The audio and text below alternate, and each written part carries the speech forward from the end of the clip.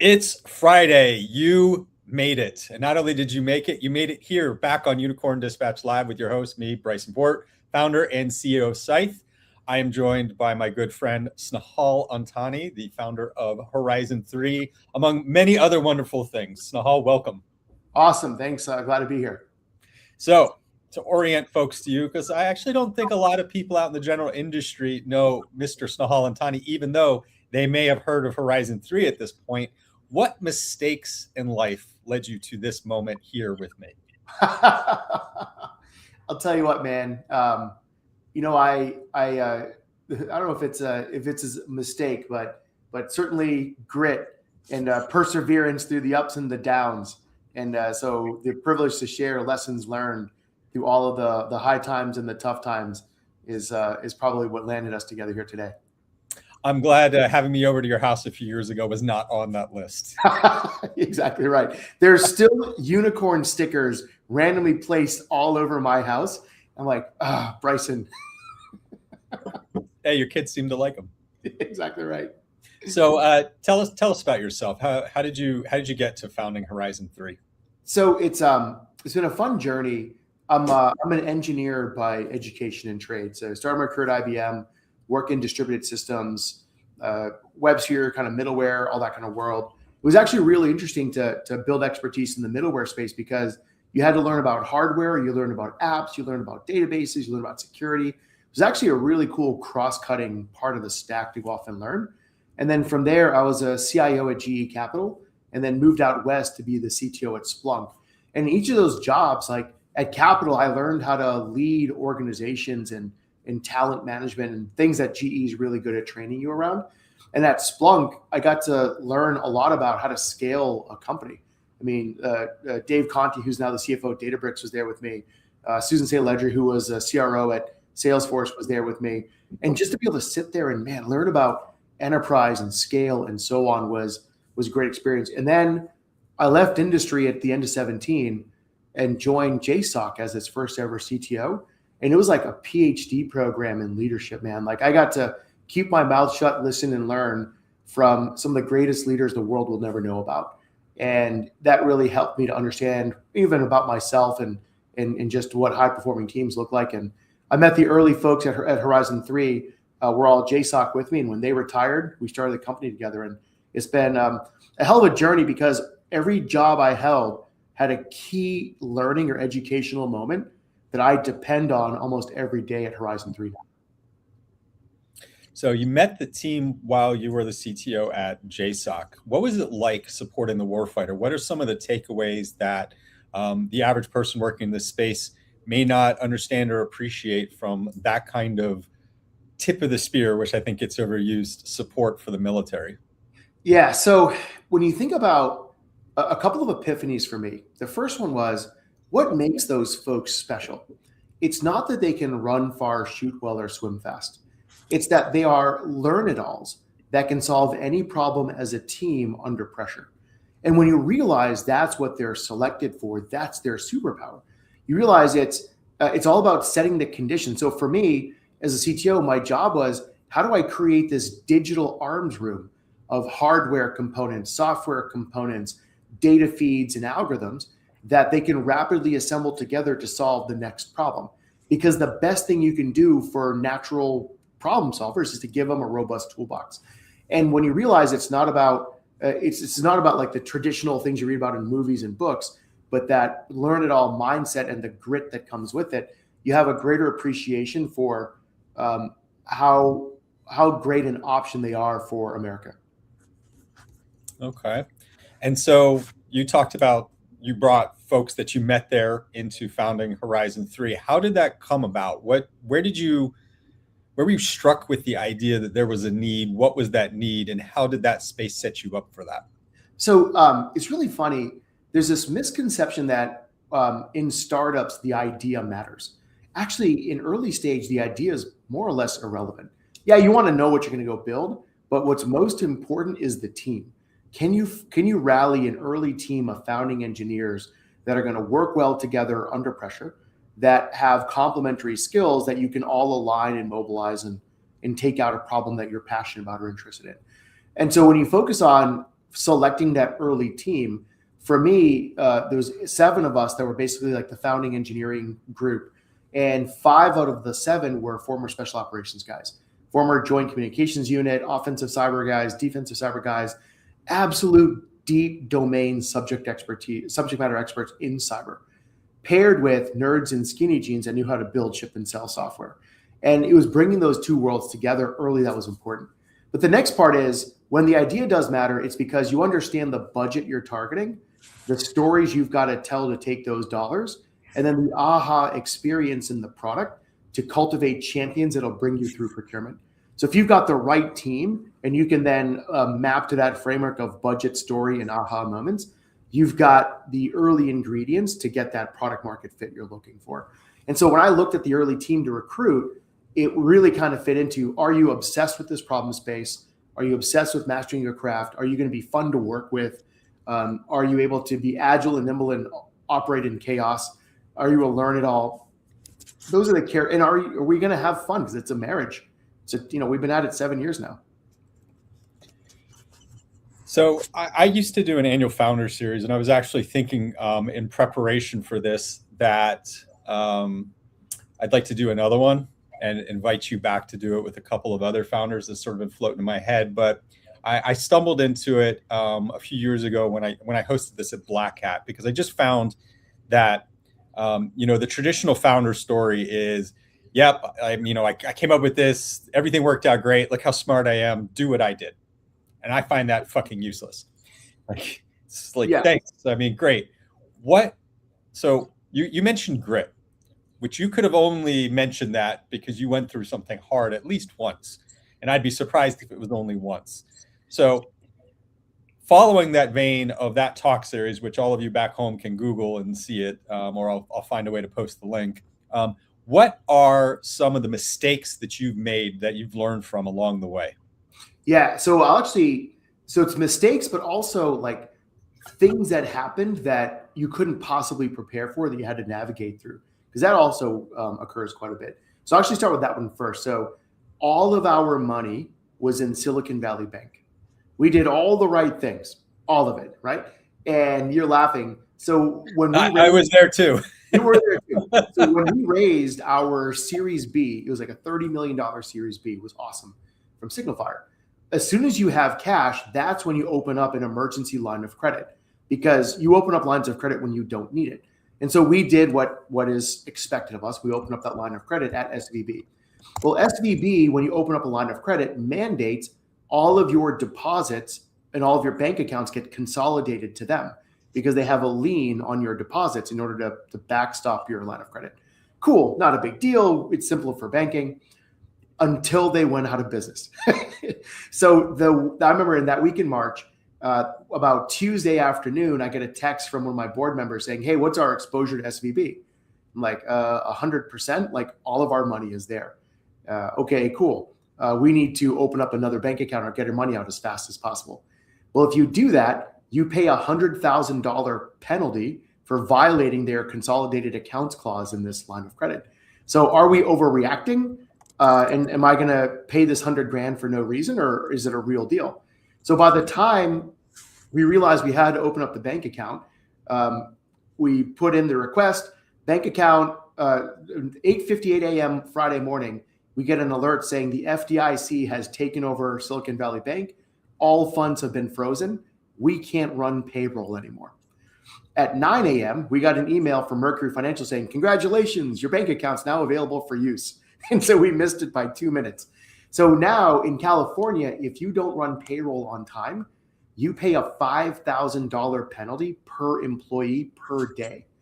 And if we couldn't get payroll run Monday morning and the FDIC had taken over, we were out of business. Basically would have been out of business. And this was across the board. So how do you prepare for that, man? Like there's no business book on this. There's no anything. It's back to grit. It's you understand the problem. You have the right leaders around you, you figure it out, and you set the conditions to navigate.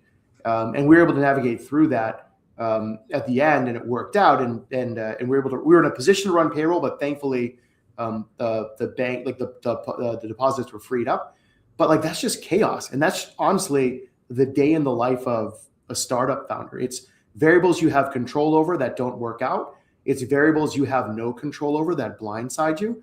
And as a CEO and founder, if you start panicking, everybody starts panicking. And you've got to be calm, cool, and collected and know that you're on an island. Because like in my case, like my family, my spouse didn't really understand what was going on. And like I'm freaking out. And she's like, you didn't take out the garbage. What the hell's going on here? You've got like the life side of the house to go deal with. And then you've got the business side, the people side. And so I think it's about being steadfast in times of crisis, whether you caused the crisis because you misjudged the variable or you had to deal with the crisis over variables you had no control over. I laughed because I was also in that position. And I remember getting the panicked phone call right after my plane landed on a Thursday evening. So I landed at 4:55. My phone lights up like a Christmas tree. I get through those messages after 5 o'clock, which is an important distinction because that's banking hours. And it was, you need to get your money out. You need to get the company's money out. And I was like, okay.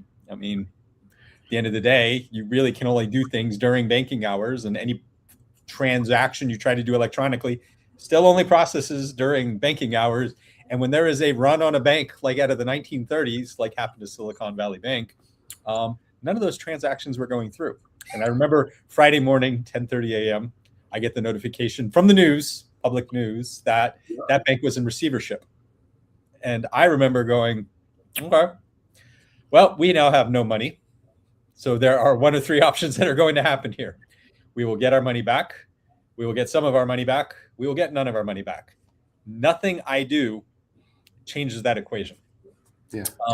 But this is also where being a founder, you're not alone. And this is like one of the good positive stories I'd like to give the credit for, because it's Paladin Capital, one of my venture capital investors, who said, hey, we realize the position you're in because you're not the only portfolio company. If you need cash, we will be there. Awesome. Good for you, man. That's a great plug for Paladin. They get enough static from me. I might as well do something nice to them publicly. So it's really funny. I went around my investors and all of them like, our money's in Silicon Valley Bank too. And like, well, we should probably think about this.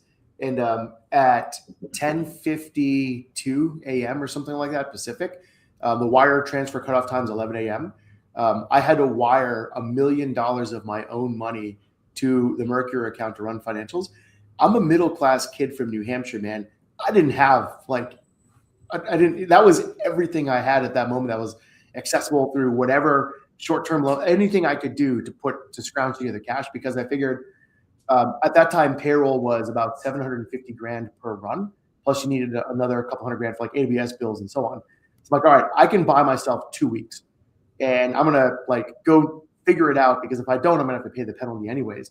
And so I was able to scrap together as much as I could in those 3 days, and then was able to keep payroll ready to roll.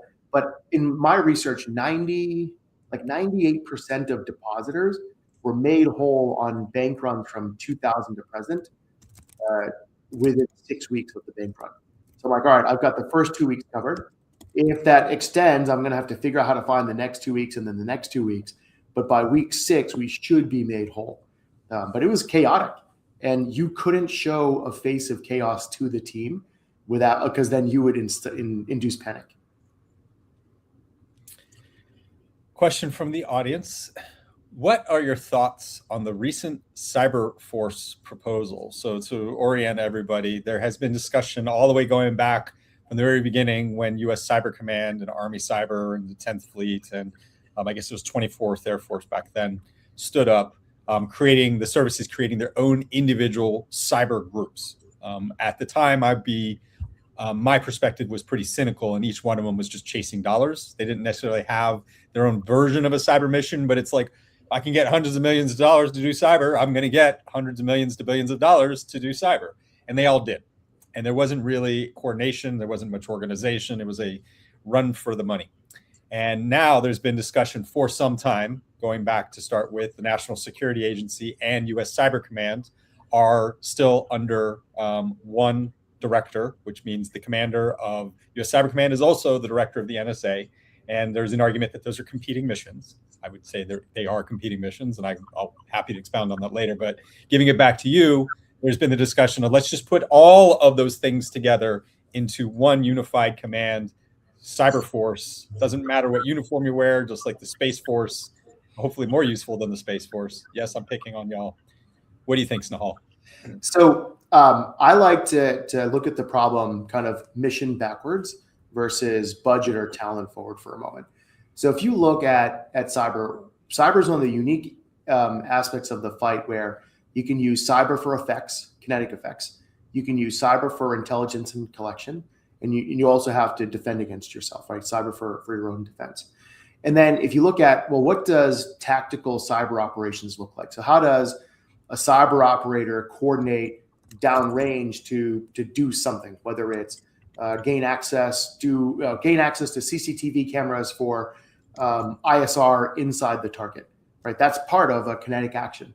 And the talent, the mission alignment, the repetition, the training, the exercises is very much at the ground force commander level. And then you work to cyber for broader mission sets or more strategic actions. If you look at the news out of Venezuela and the Maduro raid, the role of cyber for disrupting power and disrupting CCTV or whatever else is going to go off and be. And so, one, I think that the more centralized you make cyber force, the harder it is to ensure that the ground force commander is adequately staffed to do their job. And we saw this in the special operations world quite a bit, which is why you had to have a cyber element as part of the brigade in order to build the repetition and the training and the exercises and the muscle memory for a cyber operator and a shooter to work together on the objective, right? So if you pull things too far away from the ground force commander, they lose the option. And the way you see that today is, even today, the ConOps don't really treat cyber as a first-class citizen. And how do we change that culture so that cyber capabilities, information operations capabilities, and airlift and kinetics are all part of that ConOp as a first-class citizen? So if we have a centralized cyber force, is that going to be better or worse for the ground force commander? And I don't think that answer is very obvious, or it's obvious in certain pockets because they've already got their people, and not obvious in others, and so on and so forth. But the flip side of it is like, man, building those cyber operators is super hard. Selection or assessment, selection, training, going from apprentice to journeyman to master, you just don't have enough density of talent. So you started to see consolidation of schoolhouses. You started to see more rigorous, or more consistent ways to bring those people into the fight. And so a long-winded answer is like, will a centralized cyber force solve the man, train, and equip problem? Maybe. We've seen that with the services, but will they solve the ConOp problem? I don't think so. I think that the COCOMs and the joint force need to take on a bigger role in how they're going to apply cyber effects to the fight. And I think the COCOMs that are in contact with the adversary, at least for part of the mission set, needs to have their own capabilities in place. Translating some jargon there for y'all at home. COCOM is a unified combatant command. So this is where you have the Army, the Air Force, the Marines, et cetera, all coming together under a unified command to be able to do something on behalf of the U.S. military. I think that you touched on the fact that there's two aspects to this. Going back to my time in the service and when I was doing interesting things, is a lot of cyber, the way I would describe it, is like the Death Star, right? And my favorite story for this is I was talking to the 4-star commander for Korea. So this is the U.S. general who represents that part of that COCOM. And I asked him, I was like, "Hey, General, like, how are you able to conduct cyber effects?" And he laughed. He's like, "I don't." I'm like, "You're a 4-star combatant commander. What?" He's like, "I have to put in a request. It goes to the Pentagon. 15 to 20 lieutenant colonels, so mid-level officers, all chop up my stuff, and basically at the end of the day, the answer comes back no." And so the way I like to describe it is like the NSA is the Death Star. You can do just about anything. You can obliterate planets, right? But the problem is it's so big and strategic and up in the sky. Whereas if you are down on a particular planet down there fighting a fight, you can look up and see the Death Star. Death Star might do things, but your ability to communicate and actually get something from the Death Star ain't going to happen. And so you have this difference between strategic cyber and tactical cyber. And so my view is I think we need a combined cyber force. I think that they need to be uniform and service independent, but we need to find ways to address both the strategic and the tactical requirements of the kinetic missions and for those, while recognizing there are different missions that are cyber specific. I think we've said pretty much the same thing, which is how do we enable the ground force commander to be able to incorporate cyber into their ConOps to get the job done, because there's a lot of opportunity there without having to go through hurdles and hurdles of approvals. The other part is the equity of the TTPs used in those cyber ops. So think like a 0-day use in Stuxnet is extremely high equity. It's going to require way more approvals. But if you're able to use just off-the-shelf common exploits that every other ransomware gang is using, the equities are way lower. And the approvals and the risk of burning those equities, the risk of attribution and so on changes. And the other part is, if we're at war, like if this is a Title 10 cyber operation, and like in Venezuela, there was no doubt the American forces were there. And so when cyber was used, you didn't have to worry about attribution. Whereas if it's a covert operation or Title 50, you're trying to be sneaky, you're doing like more stealthy advanced forward operations, but from a cyber standpoint, you have to be very cautious and judicious of attribution. And so there's so many different dimensions. And the problem is, and I found this in special operations and with the COCOMs, the level of cyber savviness with the planners is incredibly mixed. Like I was lucky to see these amazing planners that understood the power of cyber and kinetic effects. And so they treated it really well. But that inconsistent expertise in how to apply cyber for the fight across that like 04, 05 rank is a big problem. So there's a tech force generation and a talent and training of the threes of the various units that we've got to go fix too. So it's not just a tech problem or a nerd problem. It's how do we make sure that the people doing the planning understand how they can utilize cyber appropriately. So for those of you interested in further, I created a policy conference previously called Hack the Capitol, renamed to Critical Effect. The next one, the 9th version, is Critical Effect DC, coming up here in June. Rear Admiral Mark Montgomery, who was a part of the CSIS think tank that actually produced the report that has been generating the discussion about the cyber force and is what the Breaking Defense article, Kyle, that you were referencing. He's the author of that. He spoke at one of our panels, and he's probably done it at a couple of them if you find some of the other playlists, discussing his version of why we needed a cyber force in the country. So I just put the link in there for y'all.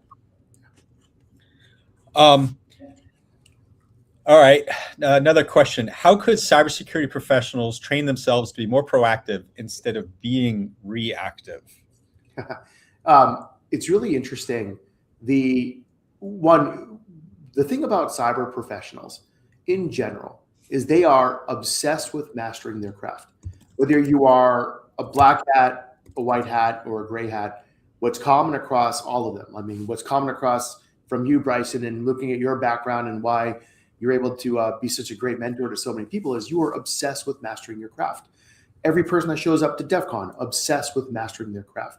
So what makes a great cyber person great, I believe, is this obsession with craftsmanship.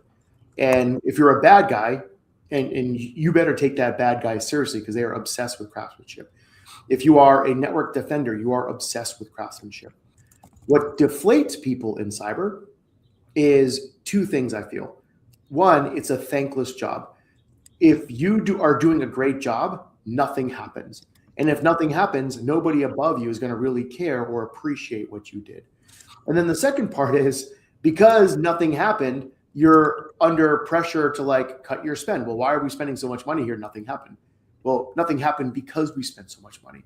So I feel like the morale decline in cyber is because of all of the people above and around that are not obsessed with mastering their cyber craft, don't appreciate what that function brings to the table. And as a result, view it as a pure cost center versus something much more than that. And I saw this firsthand, both as a developer and then when I was a CIO, at how little understanding and how little appreciation or even priority the budget and the bean counters had at these big organizations. And I just feel that sucks the life out of those obsessed with mastering their craft as a result. That is why I left and started my consultancy Grim 14 years ago, is I got tired of sitting around shitty wooden tables and arguing with staff not to fuck over my teams every single year, over and over again. And I was just like, this isn't fun anymore. I'm not doing the mission. All I'm doing is arguing with bean counters. Yeah. And now what does it take to, I think, to be a great cyber operator? One, as I said, the mindset of obsessing to master your craft is one thing. I don't think you can be a cyber person part-time. I think it's really hard for people to switch mid-career into cyber from like a non-technical role. Those that, I think, of say the 100 people that do, the 2 or 3 that were truly talented and became world-class are amazing. But I feel there's a whole graveyard of folks that tried and just couldn't overcome some of the technical barriers you had to get through, because it is really hard. Think about what it takes to be a great, just sort of like a good pen tester, let alone a great pen tester, or a good cyber defender versus a great one. You've got to understand network architecture, network configs, all the edge cases and nuances of all aspects of network configuration. You've got to understand operating systems, authentication flows, all the edge cases. You've got to be deep in almost every major aspect of enterprise technology to be a really good cyber defender. And the years of experience it takes to find all those edge cases is not something you can shortcut. And so I think that I have the most respect technically for those really good, solid cyber folks, because of the amount of expertise and prep it took to get there. All right, artificial intelligence. You built a company that is on the forefront of using artificial intelligence. So let's start with establishing what exactly does Horizon 3 do? How do you use artificial intelligence? And then from that, I think that's going to also set up some of the following questions from the audience. Yeah, so we pioneered this concept of AI hackers. And the whole idea was, when I was a CIO, I had no idea I was secure until the bad guys showed up. Are we fixing the right vulnerabilities? Are we logging the right data in Splunk? Does my security team even know how to react to a breach? And the answer is, I don't know. I wait to get hacked, or I hire consultants or try to build a red team that can really only sample test my network once a year. But really, for every patch Tuesday, I wanted a pen test Wednesday.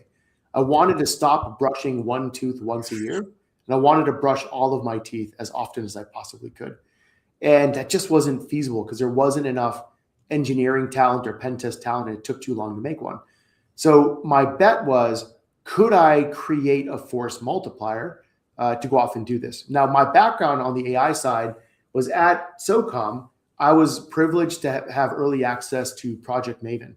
And Project Maven was the AI warfare task force run by Drew Kukor in that group.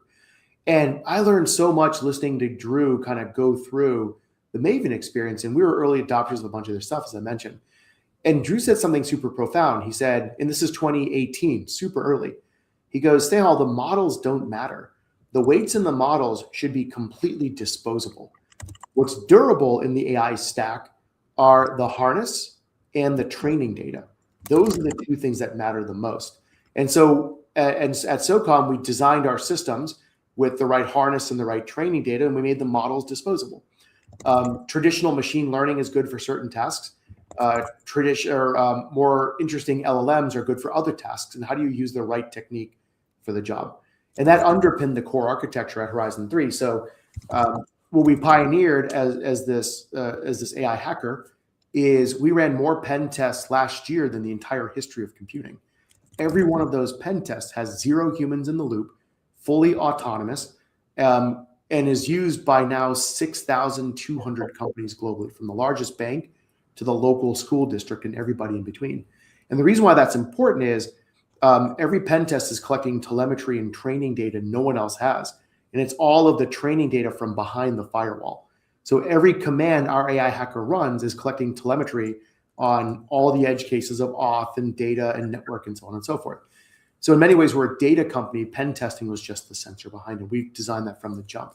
So that's where we started, was this idea of AI hackers. And our use of AI is we built the harness, which allowed us to become production safe in the use of these AI hackers. We have this training data moat, and we use dozens of different types of models and techniques for decision making, where like using an LLM to run an Nmap command is really stupid.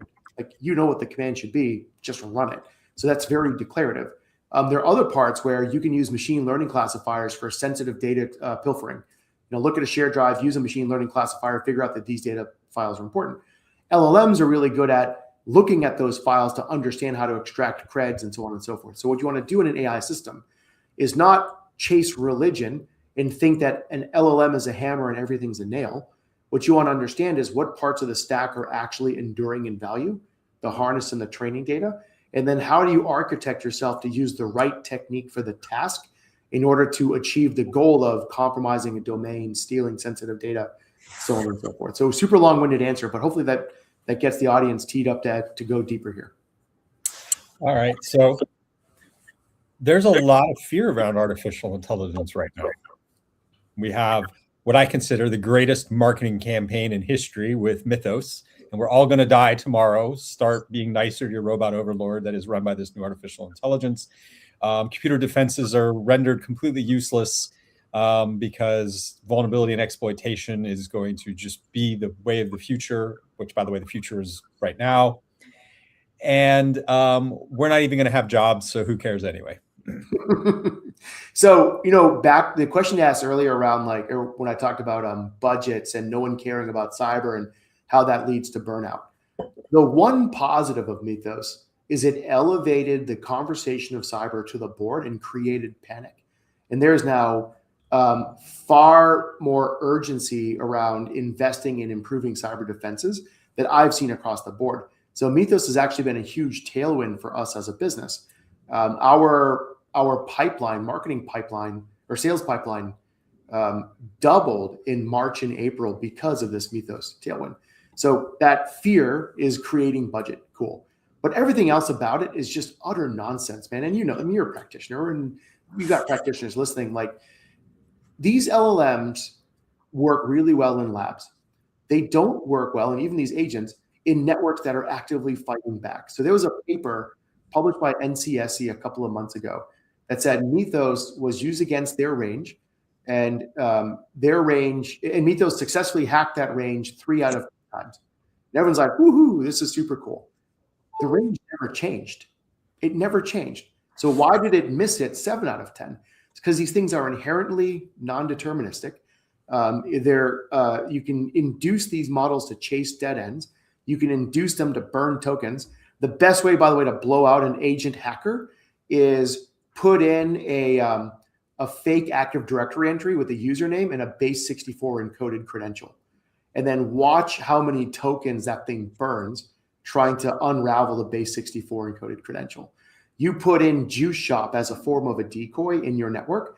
And because these LLMs and then the Chinese distilled knockoffs of those LLMs really trained on shallow data from capture the flag and hack the box, it ends up remembering it saw Juice Shop before and it chases it. So my frustration, what's great about Mythos and these frontier labs is they've done a great job creating panic and urgency, which is great for budget. But the reality is they cannot withstand contact with the enemy, which is both a blessing and a curse. So if you are worried about defending against AI hackers, deception is cool again. And designing deception to induce enough signal to catch these guys is going to be, I think, one of the hottest, interesting areas. The other hot, interesting area is honestly code obfuscation is cool again. No one cared about code obfuscation for a long time, but suddenly adding dead ends to your source code, adding layers of obfuscation to make it harder for LLMs to reverse engineer and make sense of your code is a great way to impose cost on the reverse engineering and exploit development phase. And then if you're a defender, you've got another problem. We proved in our research lab, it was super easy to induce the AI module in Microsoft Defender to drift and think of the Eye of Mordor, get these defensive AI agents to look way over here while the attacker sneaks in from the other side. So I think that the hype train for AI SOC and AI hackers that are just LLM wrappers is going to blow up real fast as those become in contact with the enemy. Yeah, I mean, my view is so the one attack we saw back in November was a Claude SaaS driven attack right on premise. First of all, think about how loud that must have been. A generalized LLM, because the reasoning is still outside the wire, which means whatever's happening inside has to call out, has to send that information back, get a decision, and then do it like a normal human operator driven thing. As you noted, they are not trained for this, which means they're going to make mistakes. So it's a very loud and noisy thing. If you're letting a loud and noisy thing that's driven by a SaaS AI, you've got other problems. Second, okay, so it's going to find all these vulnerabilities and be able to exploit them. So what? Mandiant just put out the report, and the mean time to patch was -7 days, which means on average, last year, by the way, this is 2025. So this is even before the Mythos AI thing is a thing. 2025, -7 days, which means it was 1 week for a patch to be available after an exploit was. So vulnerabilities aren't even your problem. They weren't your problem to begin with. And that's where I see this industry has gotten so hung up psychologically on the risk of vulnerability when that's not actually our problem. It's just the easy thing to sell. And then I'm going to tie it right into one of the questions here. It's been baked into the compliance scheme. We take vulnerability management being a very simple vulnerability-based systems approach as mandatory and legally mandated, and it is a fucking waste of money and time. Yeah. So with that, where's the question in here? Can you talk about what impact your use governance has in defending? So there's a very big difference between being compliant and being resilient, right? And compliance is a point in time state, and it's just complete bullshit, versus actually being resilient where you can withstand the attack. There's another one, being secure versus being defensible. Being secure is a point in time state. Being defensible is rapidly adapting to the enemy and minimizing blast radius and minimizing damage. If you view your job as being in the blast radius management business, which is really what good cyber savvy companies are, then your entire philosophy of cybersecurity and vulnerability management, all this stuff changes completely. The hardest part of my job when I was a CIO was deciding what not to fix. Pre-Mythos, pre-AI, I had 100,000 vulnerabilities in my Tenable scan. And I was at between GE and DoD, I was one of the largest customers of both Tenable and Qualys. And I hated these products because of the 100,000 findings, maybe 10 could actually be exploited in my network, maybe 10. Because we had compensating controls, or the vulnerability required you as an attacker have physical access to the hardware in the data center, sticking a thumb drive in the back network plane, standing on one foot, holding a pizza, like some crazy obtuse conditions, none of which were even likely. And then it didn't take into account any of the compensating controls that could have disrupted the kill chain. So like log4shell, just because you had the log4j jar file that was vulnerable didn't mean you were exploitable. You could have put an egress rule in place that blocked the RMI outbound call that's required for log4shell to work, and disrupted the entire thing and enjoyed your holidays when that came out. So when I think about what to prioritize, is this thing even exploitable in my network? If it is it known to be used by threat actors? And what is the actual consequence? And if that is severe enough, I will skip dinner with my family tonight, work late, and fix it. Otherwise, I will add it to the backlog of all the other things I've got to go off and do. So prove to me that this thing's exploitable. Prove to me that this thing's truly a consequence, because the hardest part of the job is deciding what not to do. I'll pause there, but the next area is remediation, which is a whole nother thing. Like, oh, we're gonna do agentic remediation and auto fix everything on the fly. Like, there's a bunch of bullshit there too.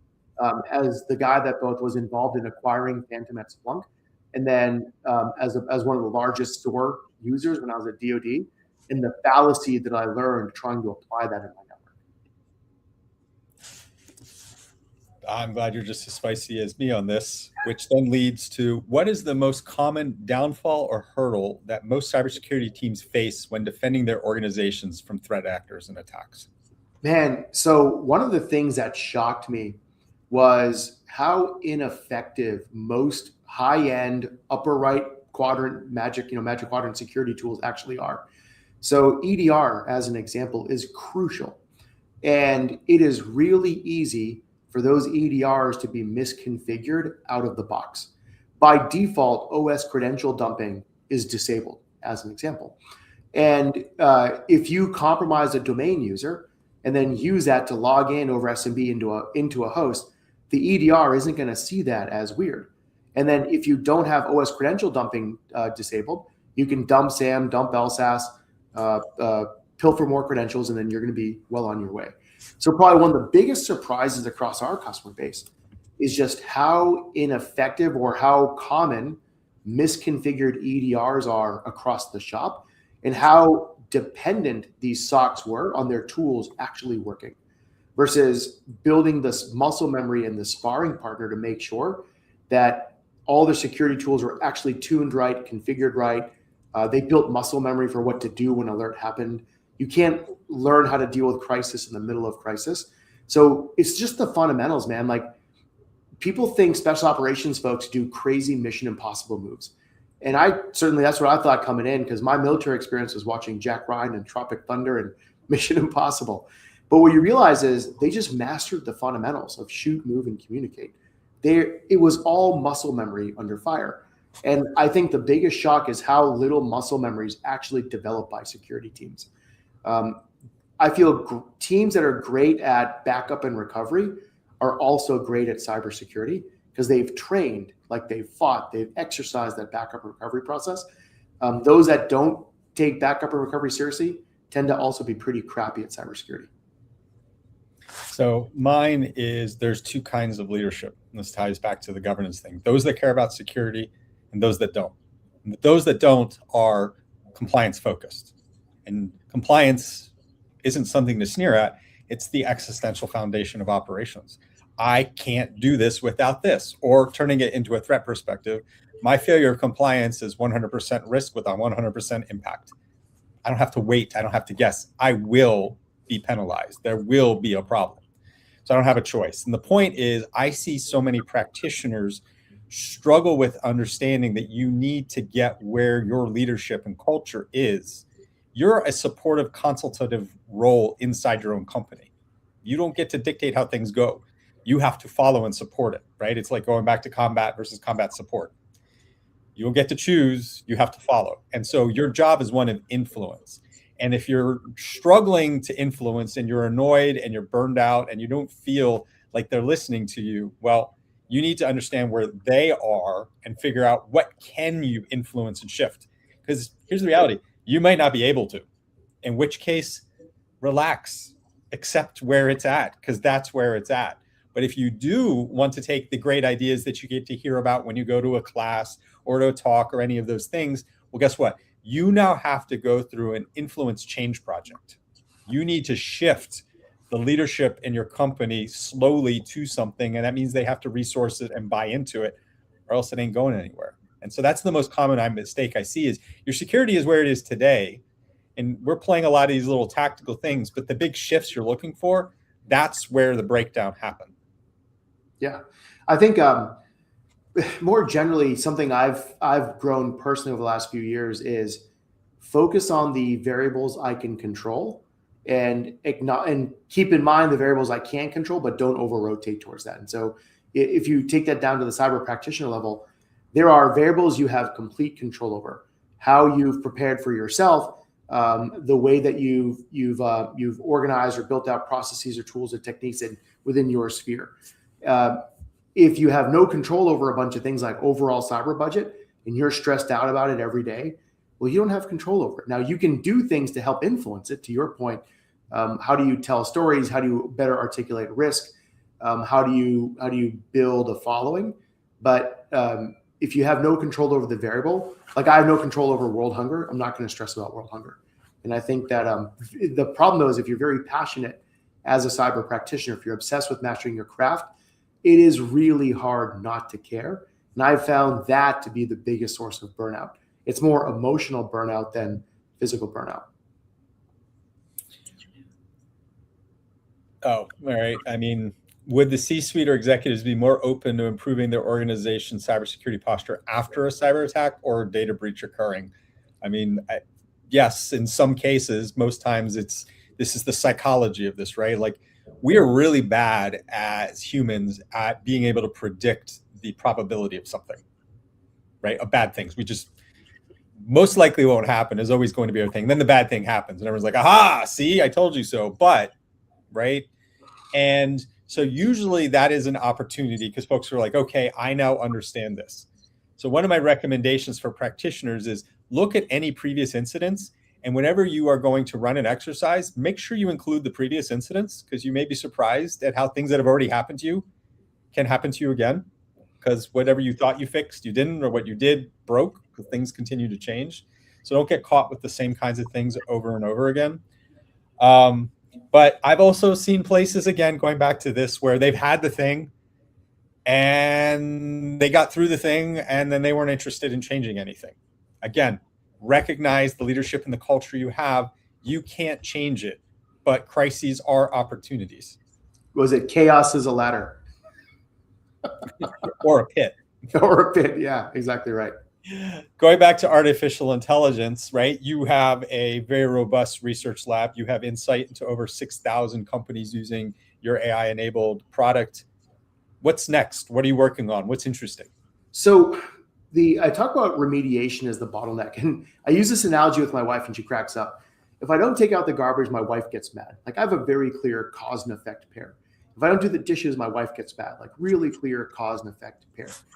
In cyber, we are the cause as that AI hacker. We compromised a credential. We gained access to a host.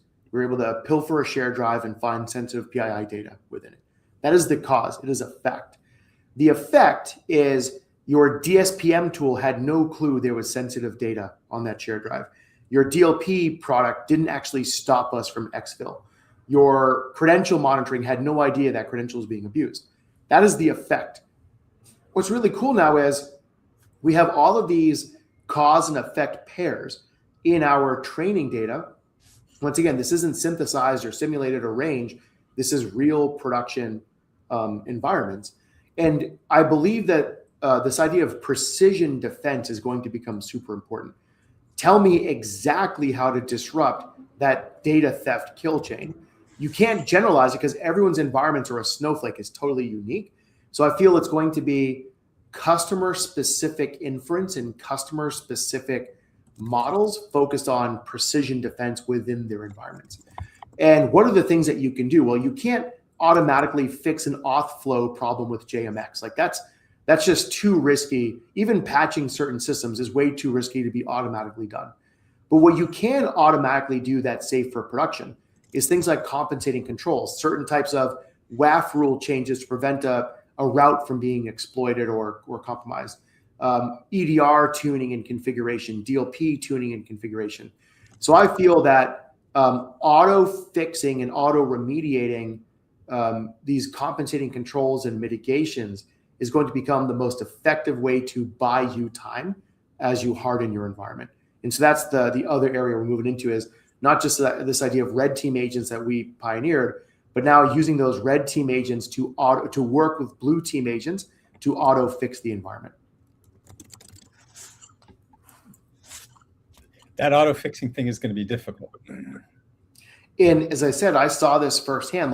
So an interesting question is, why did the SOAR market fail?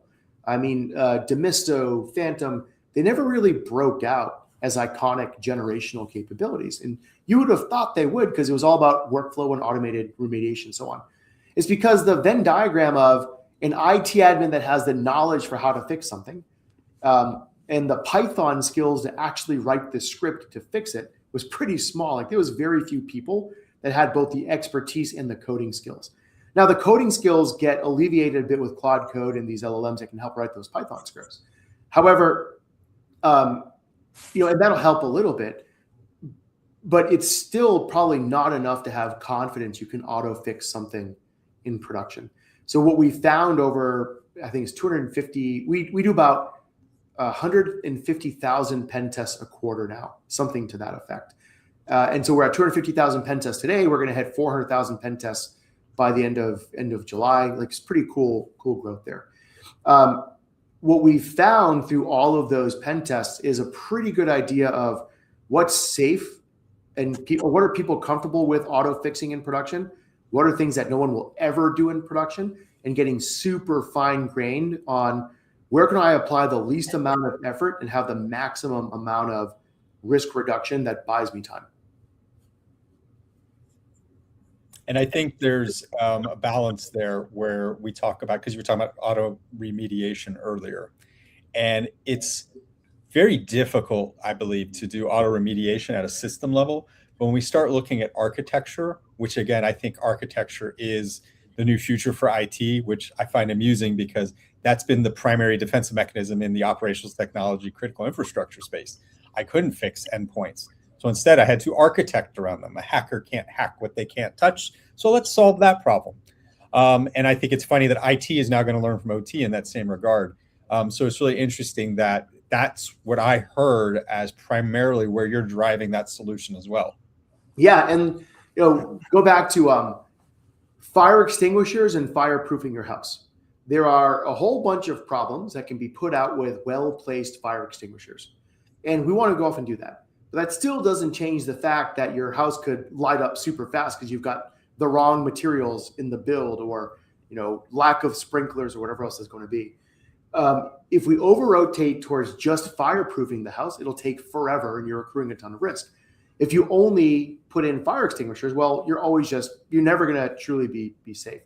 And so I think you've got to, as a security leader, balance your investment across, all right, where do I need to put well-placed fire extinguishers? How do I practice the fire drill when things go wrong? And how do I make sure I'm adequately investing in fireproofing the home? Are you seeing AI being used to make sure controls aren't poorly configured? Sort of. So the issue is a couple of fold. Remember, these LLMs were really trained on shallow data. Capture the flags, anything that was web scraped, and so on. And so by being extremely shallow in their training data, they tend to hallucinate a lot when it comes to anything in cybersecurity. And this is, by the way, true for any domain where there's limited public information. Fraud detection is another example. And in both fraud and cyber, the enemy lives in the edge cases, and the LLMs tend to bias towards the mean. So I think the problem you've got is ask Claude to generate an SPL query in Splunk to go do something consequential, and it's going to generate a pretty crappy SPL query. It still does. Now, will that get better over time? Sure. Ask it to recommend how to configure your Cisco router. It'll read the docs and give you a really good kind of generic answer. But everything's going to be kind of unique to your environment because every customer's environment's a firewall or is a snowflake. So I think the answer is, in certain generic cases, and especially things where there was well-documented public data, cloud configs are an example, or there's minimal knobs and levers, you're seeing them be super effective. But in the messy, new legacy, what you built yourself, what you got through acquisition, kind of rickety structures that are most organizations, the LLMs just are not good at all the edge cases. And so you've got to treat them not as a replacement to humans, but giving an expert unlimited interns so that the expert can focus on the things that they're truly experts at. Yeah, that's something we've seen at Scythe with our engineering process, is the inclusion of product, which traditionally would be a product manager, but now is much more the functional subject matter expert in that particular thing. And it's funny you mentioned Splunk. We just literally had that same use case last week where we needed our functional expert to do Splunk correctly because the engineer with just the AI driving coding got it wrong, but a functional expert immediately would know that. And so that just, again, highlighted how closely those two need to be tied. Yeah. We're coming in here to the final few minutes. What haven't we covered that you still want to impress upon the audience? I think talent, man. you and the community of cyber leaders that I always see you rolling with have been such great stewards of talent and mentorship in the cybersecurity community. I feel that there's an opportunity to really think through what the cyber talent looks like in the world of AI and LLMs and bring some ground truth to the doom and gloom of all your jobs are going to be replaced. I think that, for example, it's going to be really, if you're obsessed with mastering your craft, LLMs are a huge win because you can ask stupid questions without fear. You can dig in deep and go off into various dark holes if you want to, and get a good enough framework that allows you to press deeper and continue to become an expert. If you are early in your career, but you've got that hunger to be obsessed with mastering your craft, you can ask those dumb questions and not feel bad for asking them. You've got a safe place to explore and learn and so on. But there's a lot of people that are kind of in between. They are not obsessed with mastering their craft. They've plateaued for one reason or another, and what's going to happen to them. So I think that how do you think about talent in cybersecurity and the role AI is going to play in making the experts better experts, accelerating the path towards expertise for the early career hungry, talented folks. But then it is going to be disruptive to a lot of people that viewed cyber as a second career. That you see this in the pen testing Reddit forums where, oh, I used to be something else and I want to go be a pen tester. How can I go off and do it? Like, that's a really tough sell if you are not inherently obsessed with mastering and eat, breathe, live, sleeping that craft and that domain. So what do you think is going to happen with talent in cyber and the role of AI and this bifurcation trifurcation, I guess, experts becoming better experts, young and hungry getting expertise faster, and then kind of everybody else? Yeah. So, I mean, I see this in the way that we've had to build things is you haven't gotten rid of the need for developers and engineers. In fact, they're even more critical to properly craft the guardrails aren't the right way. The brains that AI is going to be used in the system that you're using it, because you're not using a generalized LLM. You're actually building specific things that need to fit with certain things and certain workflows or business functions. And so that's where engineering's goal is going to be, to help enable these functional experts. And of course, juniors aren't functional experts, but they are budding along those specific lines now with their own supporting cast of slightly guardrailed interns supporting them under the proper organizational construct. And that's where I've been educating the financial community of, like, don't look at a tech company's bells and whistles to be like, are they doing AI? Look at and talk to them about how the organization has changed at a people level, at a process level. And if they can't answer that, they're not actually doing artificial intelligence. They're just vibe coding away and claiming to do AI. Yeah. I call these vibe coded apps crap applications as well, by the way. And man, business will be booming for a lot of people as these vibe coded apps end up in production. So I'm actually very bullish of the cybersecurity community, not because I'm a cyber founder and CEO, but I was on the other side of the table as a CIO, understanding, like, my attack surface 10 years ago was insider threat and on-prem. Now it's insider threat, on-prem, apps, crap applications, hybrid cloud infrastructure, what I call reckless AI. I actually think AI aggregation knowledge management platforms like Glean and others like that are incredibly insecure. A domain user compromise will let an attacker rip through all of your organization's knowledge, and no one's watching, like, those parts of the stack. And you've got to worry about attackers going after suppliers and your defenders. Like, the attack surface has exploded dramatically. And I think that I'm incredibly bullish of the cyber market, of cyber talent, and the role of AI's unlimited interns for those experts. Snehal, good to see you, and thank you for joining me today on Unicorn Dispatch Live. Awesome. Great to see you, man.